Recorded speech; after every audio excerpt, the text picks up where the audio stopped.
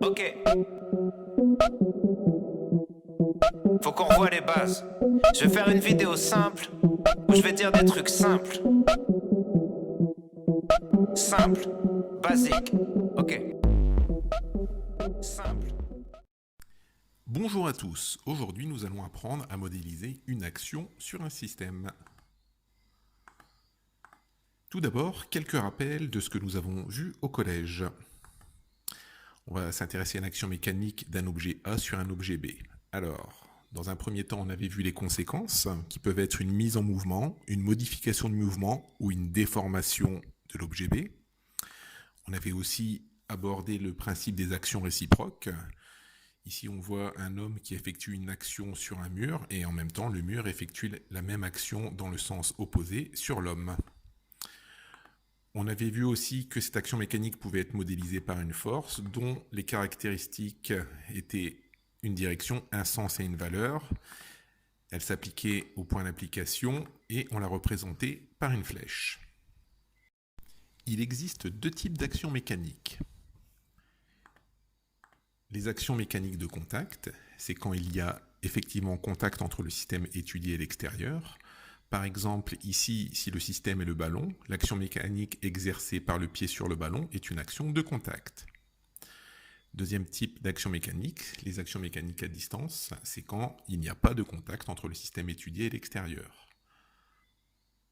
Par exemple, un aimant qui attire un autre aimant. À part le magnétisme, il y a aussi la gravitation et la force électrostatique. On peut symboliser les interactions grâce à un diagramme objet-interaction, DOI. On a déjà vu ceci en troisième. Pour résumer, on représente le système dans une bulle et les objets qui interagissent dans d'autres bulles. On prendra ici comme système la balle, qui va interagir avec la raquette et la terre. On relie ces bulles par des doubles flèches pleines s'il y a contact, et en pointillé s'il s'agit d'action à distance.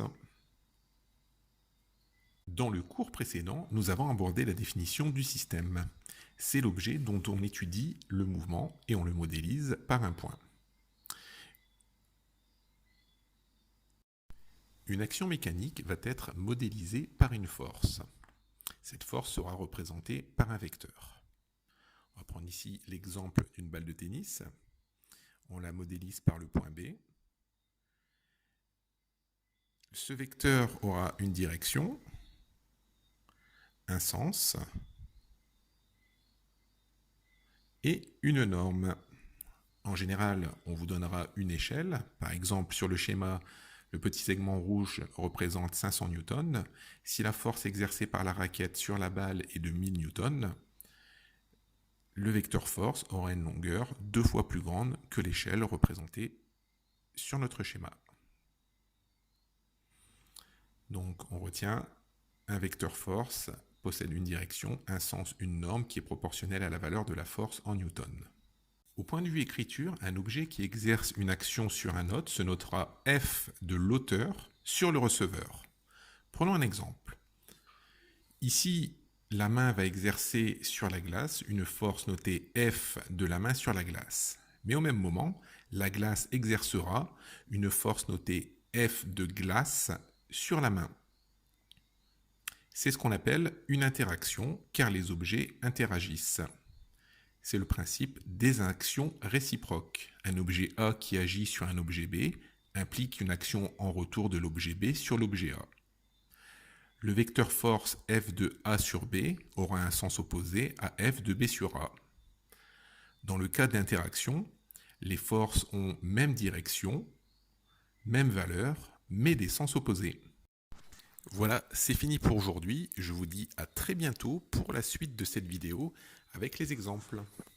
Basique, simple, simple, basique, basique, simple, simple, basique.